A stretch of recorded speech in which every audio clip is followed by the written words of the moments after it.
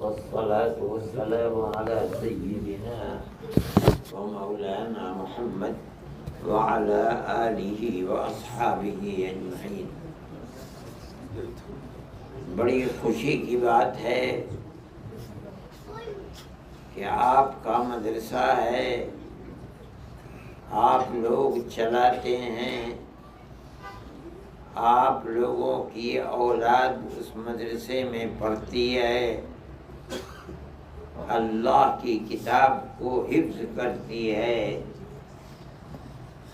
اس کتاب کی تلاوت کرنا، اس کو پڑھنا انسان کے قبر کے اندر نور کا سبب بنتی ہے۔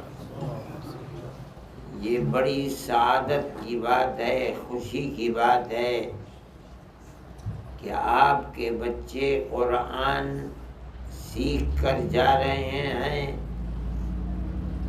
اور رمضان میں اور رمضان کے علاوہ بھی اللہ ان کو توفیق دے گا اور یہ قرآن کی تلاوت کریں گے۔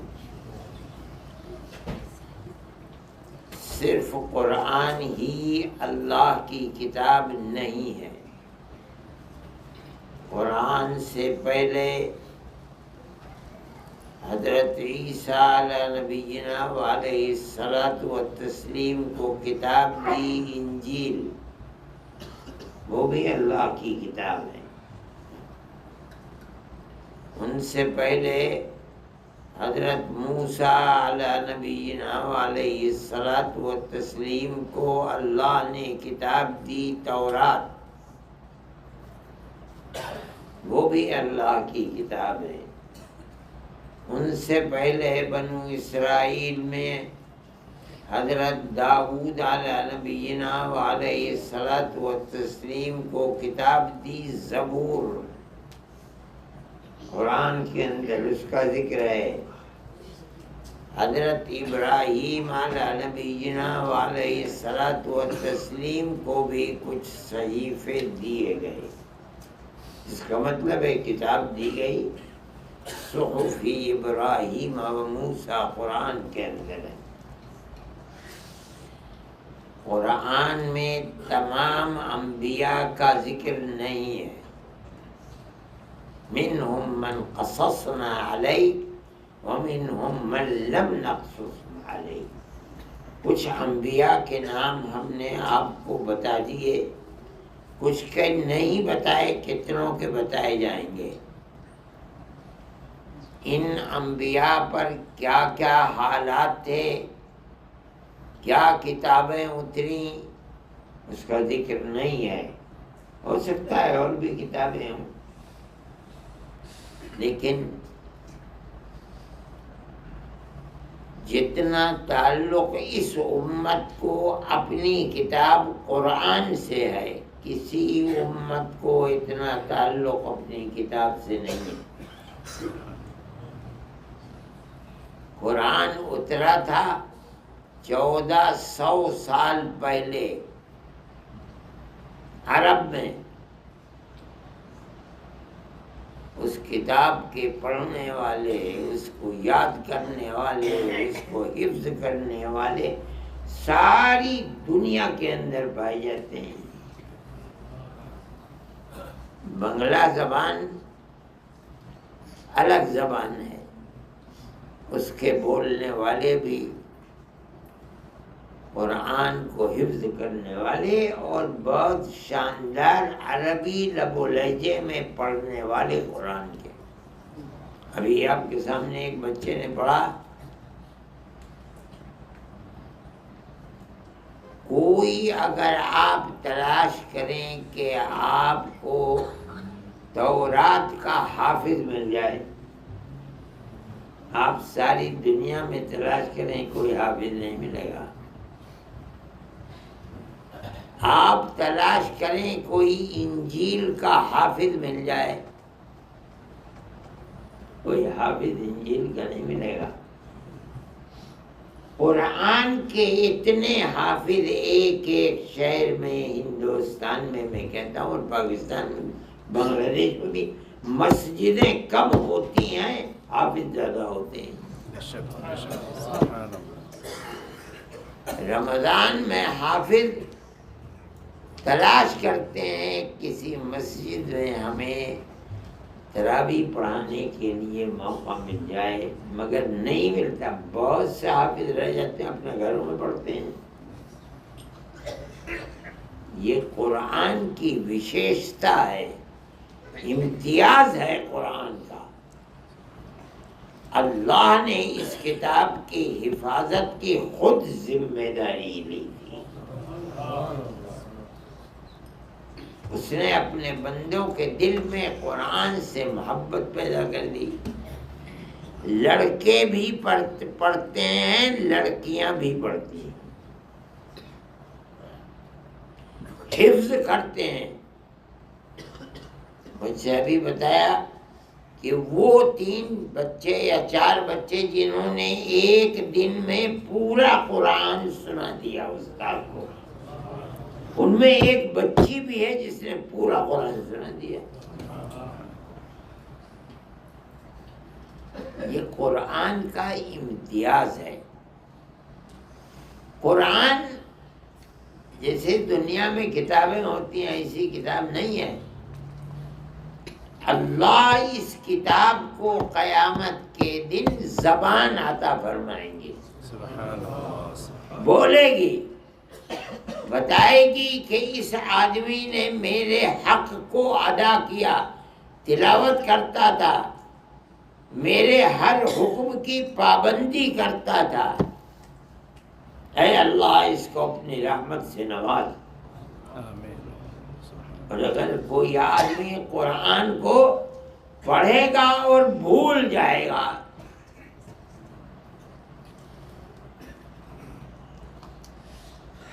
تو اس کا انجام قیامت کے دن بڑا خراب ہوگا۔ قرآن کے اندر آتا ہے کہ دنیا میں اس ایک آدمی نظر آتا تھا آنکھوں سے اس کو، قیامت کے دن اللہ اسے اندھا بنا دیں گے۔ وہ کہے گا لم حشرتنی اعمی وقد کنت بصیرا، اے اللہ میں تو دنیا کے اندر مجھے نظر آتا تھا، یہاں آپ نے مجھے اندھا کیوں بنا دیا؟ اللہ فرمائیں گے ہاں اسی لیے تو اتت کا آیاتنا فنسیتھا، تیرے پاس ہماری آیتیں آئی تھیں، تجھے یاد تھا، تو پڑھتا تھا قرآن، لیکن پڑھ کے تو نے بھلا دیا۔ آج اس کی سزا یہ ہے کہ ہم نے تجھے اندھا کر دیا۔ قرآن بڑی عجیب و غریب کتاب ہے۔ قرآن بندوں کی ہدایت کے لیے، جس انسان نے اس کو اپنے سینے سے لگا رکھا ہے اور وہ تلاوت کرتا ہے، اگر جانتا ہے عربی تو قرآن جس چیز کا حکم دے رہا ہے اسے اپنائے، جس چیز سے منع کر رہا ہے اس سے بچ جائے۔ نہیں آتا اسے عربی، پڑھتا ہے لیکن کیا کہہ رہا ہے قرآن یہ معلوم نہیں ہے، دوسروں سے پوچھے، لیکن اس کے اوپر عمل کرے۔ جو آدمی قرآن پڑھتا ہے، سیکھتا ہے، پھر اس کے بعد اس کی تلاوت کرتا ہے، اور تلاوت کیا ہے؟ وَرَتِّلِ الْقُرْآنَ تَرْتِيلًا، ٹھہر ٹھہر کر پڑھو، اتنا تیز مت پڑھو کہ یعلمون تعلمون کے سوا کچھ سمجھ میں نہیں آتا ہے۔ ترتیل قرآن کے اندر ٹھہر ٹھہر کر پڑھو۔ نبی کریم علیہ السلام ہر آیت پر ٹھہرتے تھے۔ ام المومنین نے سکھلایا کہ اس طرح پڑھتے تھے، الحمدللہ رب العالمین، ٹھہر جاتے تھے، الرحمن الرحیم، ٹھہر جاتے تھے، مالک یوم، 7 آیتیں 7 سانس میں الگ الگ پڑھتے تھے۔ یہ ہے ترتیل، ٹھہر ٹھہر کر قرآن کو پڑھو۔ نبی کریم علیہ الصلوۃ والسلام قرآن اسی طرح پڑھا کرتے تھے، حرفاً حرفاً، ایک ایک لفظ سننے والے کی کان میں پڑتا تھا، وہ سمجھتا تھا آپ کیا پڑھ رہے ہیں۔ اسی طرح قرآن کی تلاوت دنیا میں ہونی چاہیے۔ جو آدمی جس طرح دنیا میں قرآن پڑھتا تھا، کل قیامت کے دن جنت کا دروازہ اس کے لیے کھلے گا۔ جنت کے 100 درجے ہیں اور بڑے اونچے اونچے درجے ہیں۔ قرآن اللہ فرمائے گا تو چڑھتا چلا جا، جس طرح قرآن دنیا میں پڑھتا تھا پڑھتا چلا جا، جہاں تک پڑھے گا اونچا، وہ جہاں قرآن تیرا ختم ہوگا وہی تیرے رہنے کا گھر ہے۔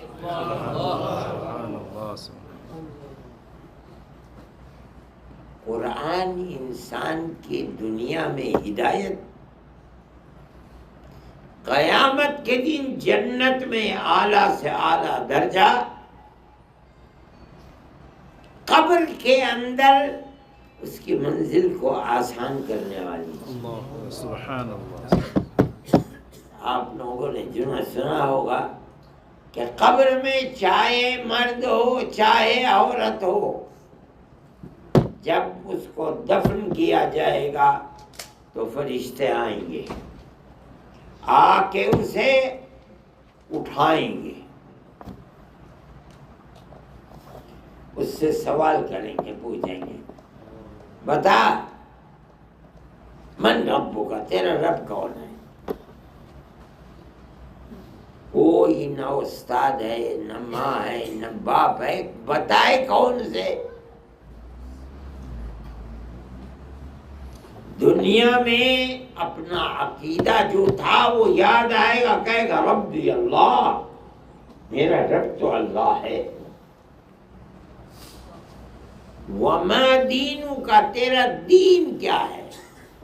کہے گا دین یعنی اسلام۔ اسلام کے معنی ہے اللہ اور اس کے رسول کی اطاعت میں سر کو جھکا دینا۔ میرا دین اسلام ہے، کیا مطلب ہے؟ میرا دین ہے اللہ اور اس کے رسول کی اطاعت اور تابعداری۔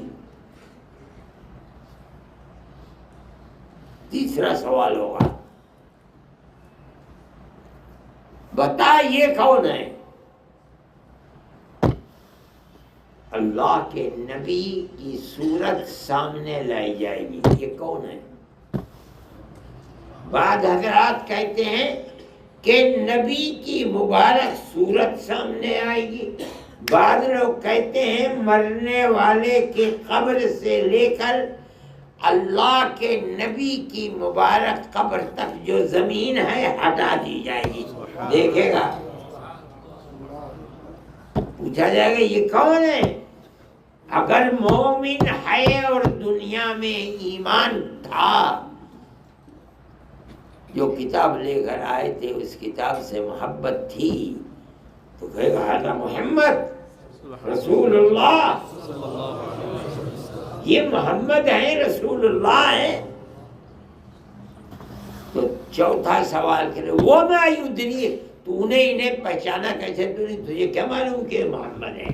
تو بنگلہ دیش میں پیدا ہوا، ہندوستان میں پیدا ہوا یا عرب میں پیدا ہوئے تھے، تجھ سے 1400 سال پہلے پیدا ہوئے تھے، تو نے انہیں کیسے پہچانا؟ ہو سکتا ہے تو کبھی گیا بھی نہ ہو وہاں ان کے قبر کے اوپر، پہچانا کیسے؟ تو دیکھیے کہے گا کیا، عجیب و غریب بات جواب دے گا، قرأت کتاب اللہ وصدقت بہ، ارے میں نے تو اس کتاب کو پڑھا تھا جس کتاب کو یہ لے کر آئے تھے قرآن کو دنیا میں، میرا ایمان تھا اس کتاب پر بھی کہ یہ اللہ کی کتاب ہے، اور ان کے اوپر اتری تھی محمد کے اوپر ان کی رسالت و نبوت کا بھی میرا ایمان تھا۔ اس ایمان کی وجہ سے اگرچہ میری آنکھوں نے نہیں دیکھا، لیکن اس ایمان کی وجہ سے میرا دل یہ کہہ رہا ہے یہ وہی نبی ہے جن پر تیرا ایمان تھا دنیا میں، اور جن کی کتاب پر تیرا ایمان تھا، تو پڑھا کرتا تھا اس کتاب۔ یہ وہی خوش نصیب ہے جو دنیا میں قرآن پڑھتا تھا، تلاوت کرتا تھا، اور اگر بھول گیا، تلاوت کو چھوڑ دیا، تو قیامت کے دن اندھا اٹھایا جائے گا، مجھے ہی کہا جائے گا ہماری آیتیں کیا ہے؟ قرآن تیرے پاس آیا تھا، تو اسے یاد کر کے بھول گیا، آج اس کا انجام یہ ہے کہ ہم نے جو تجھے آنکھوں میں روشنی دی تھی، ہم نے آج میدان محشر میں وہ روشنی چھین لیا، بند آج۔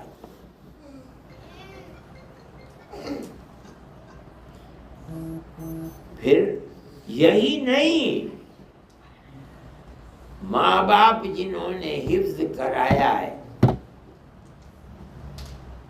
تو قیامت کے دن میدان محشر میں اللہ ان ماں باپ کے سر پر تاج رکھے گا۔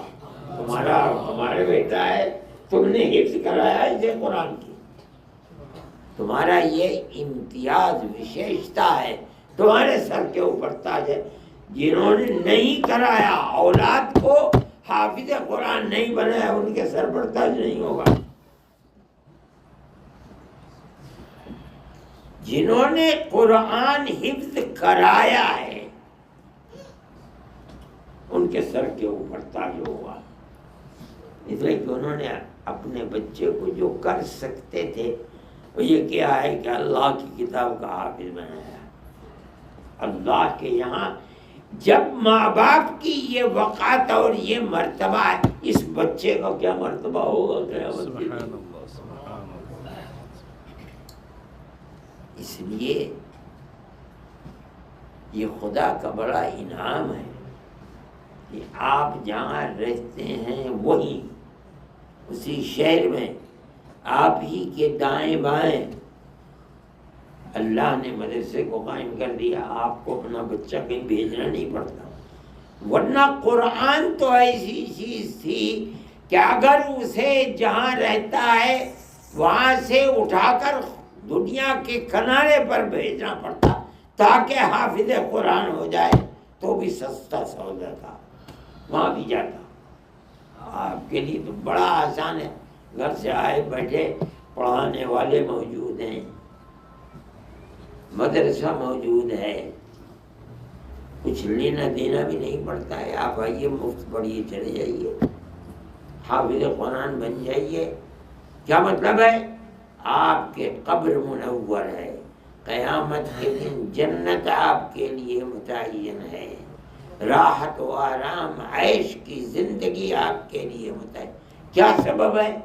قرآن کی تلاوت آپ نے کی، قرآن کو پڑھا، قرآن کو اپنے سینے کے اندر حفظ کر لیا۔ اس لیے میرے بھائی یہ بہت بڑا انعام ہے، اس انعام کی قدر و قیمت کو پہچاننا چاہیے۔ آپ اپنے بچے کو جو چاہے پڑھائیں، انجینئر بنا دیجئے، ڈاکٹر بنا دیجئے، پروفیسر بنا دیجئے، ایڈوکیٹ بنا دیجئے، مسلمان کو ہر پڑھنے والے کی ضرورت ہے، ڈاکٹر کی بھی ضرورت ہے، انجینئر کی بھی ضرورت ہے۔ سب سے پہلے انہیں قرآن پڑھنے والا بنائیے۔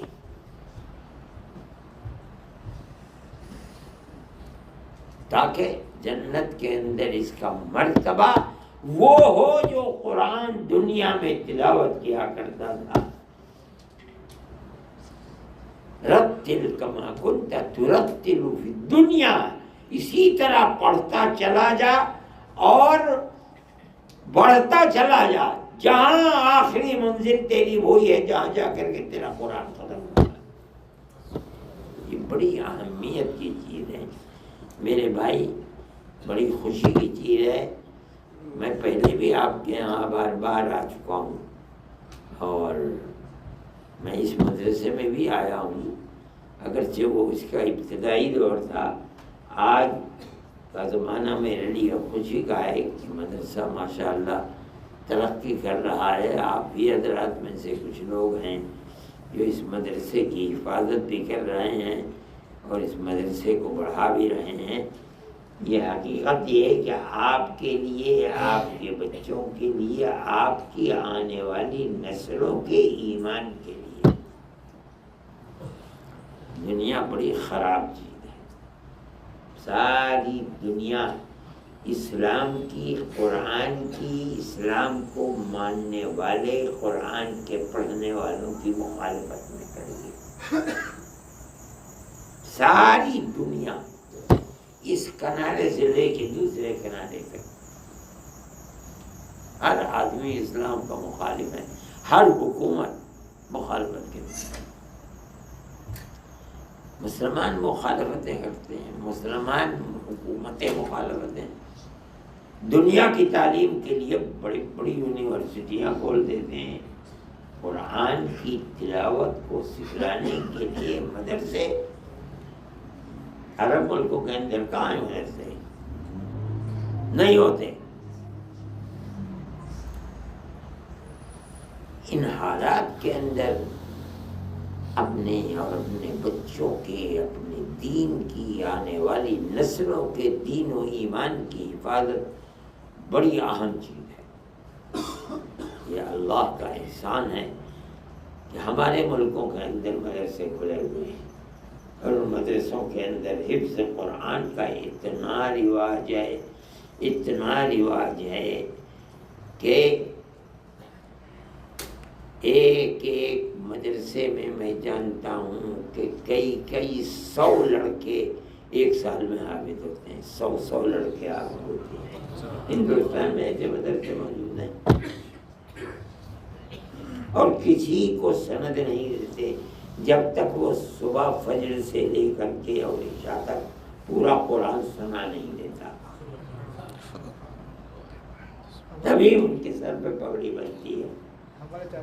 میں یہ بار بار یہاں بھی میں نے یہ بات کہی تھی، الحمدللہ اس مدرسے میں بھی اور مولانا تاج الدین کے مدرسے کے دونوں جگہ یہی دستور ہے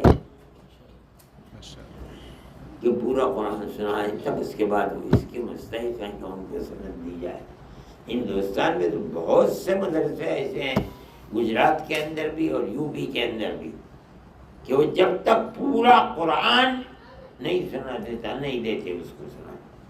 ہمارے زمانے میں تو پورے قرآن کا رواج نہیں تھا، یہ تھا کہ 10 سپارے ایک دن میں سناؤ اور 3 دن میں قرآن اگر ختم کر لیا تو سند مل جائے گی۔ اب اس سے آگے بڑھ گئے،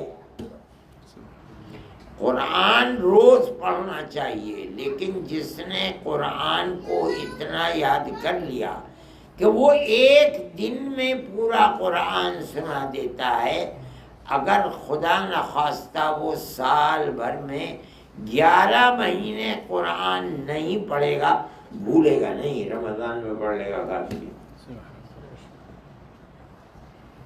جس نے قرآن کو اس طرح یاد کر لیا۔ آپ حضرات نے اولاد کو یاد کرایا ہے، ایک اور چیز آپ کے اوپر ضروری ہے، اپنے بچے کو پابند بنائیے کہ روزانہ فجر کی نماز کے بعد آدھا گھنٹہ بیٹھ کر قرآن کی تلاوت کرے۔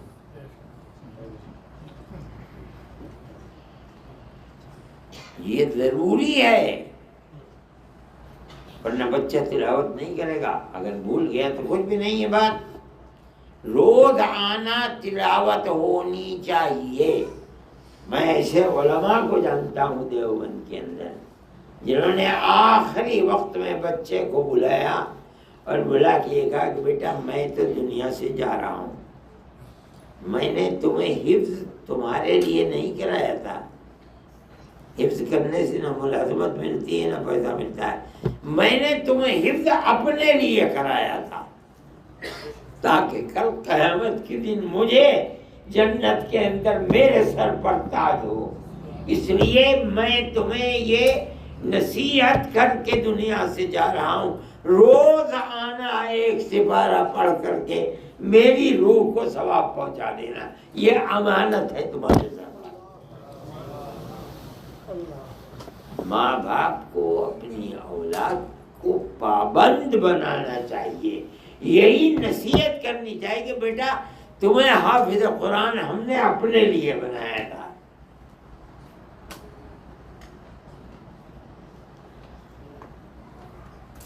میرے 6 بچے ہیں، الحمدللہ 6 کے 6 حافظ ہیں۔ میرے 4 بچیاں ہیں، اس میں سے بھی 1 بچی حافظ قرآن ہے۔ میری والدہ کا انتقال ہوا، میں نے اپنے بچوں سے کہا کہ قبر میں وہی اتاریں گے بچے جو حافظ قرآن ہیں، کوئی اور نہیں۔ چنانچہ انہی بچوں نے اٹھایا، انہی بچوں نے قبر کے اندر رکھا اور اس کے اوپر تختے رکھ کر کے اور پھر اس کے بعد سمن ڈالا اس کے اوپر مٹی۔ آخری وقت میں حفاظ قرآن ماں باپ جب مر جائیں گے ان کی لاش کو اٹھا کر قبر میں رکھیں گے، ممکن نہیں ہے کہ اللہ اس کو اپنی رحمت سے محروم کر دے گا۔ اس لیے حفظ قرآن کرانا در حقیقت بچے کے لیے نہیں ہے۔ کیا ہے حفظ قرآن کرنے والی کیا ملازمت ملتی ہے؟ پیسے کیا ملتے ہیں؟ کچھ بھی نہیں ملتے ہیں۔ دنیا کی تعلیم کے اندر تو لوگ لاکھوں لاکھ کماتا ہے ایک آدمی۔ یہ حفظ قرآن تو صرف اور صرف آخرت کی چیز ہے۔ وہ جبھی ہوگا جب کہ حافظ قرآن روزانہ قرآن کی تلاوت کرے۔ اگر یاد ہے چلتے پھرتے کر لے، بہتر یہ ہے کہ مسجد میں بیٹھ کر روزانہ 20 منٹ میں ایک سپارہ پورا ہو جاتا ہے، تلاوت کر لیا کرے، پابندی کرے اس کا، کچھ بھی ہو جائے یہ تلاوت ختم نہیں ہوگی۔ اس لیے آپ حضرات خوش قسمت ہیں، اس مدرسے کی حفاظت کے لیے، اس مدرسے کو چلانے کے لیے جتنی کوشش ہو سکتی ہے وہ کوشش کرنی چاہیے۔ میں دعا کرتا ہوں کہ اللہ اس مدرسے کو ترقی عطا فرمائے، آمین، اس کی حفاظت فرمائے۔ جو لوگ خدمت کر رہے ہیں اللہ ان کی خدمت کو قبول فرمائے۔ جو لوگ اپنی حلال کمائی مدرسے پر خرچ کر رہے ہیں اللہ ان کو نعم البدل عطا فرمائے، قبولیت سے نوازے۔ جو بچے پڑھ رہے ہیں ان کو کامیابی عطا فرمائے، جو پڑھ چکے ہیں انہیں دین کے اوپر قائم رکھے، استقامت عطا فرمائے، اور اللہ منکرات اور گناہ کے کاموں سے ان کی حفاظت فرمائے، اور اللہ خیر کی توفیق عطا فرمائے، اور اللہ ہم سب کو دنیا کو بھی آباد فرمائے، آخرت کو بھی آباد فرمائے، حسن خاتمہ میسر آمین، اللہم آمین۔ جب موت آئے تو اللہ ایمان کے ساتھ اس دنیا سے اٹھائے اور اپنی جنت میں جگہ عطا فرمائے، نبی کریم علیہ الصلوۃ والسلام کی شفاعت میں اللہم آمین۔ وآخر دعوانا جزاک اللہ۔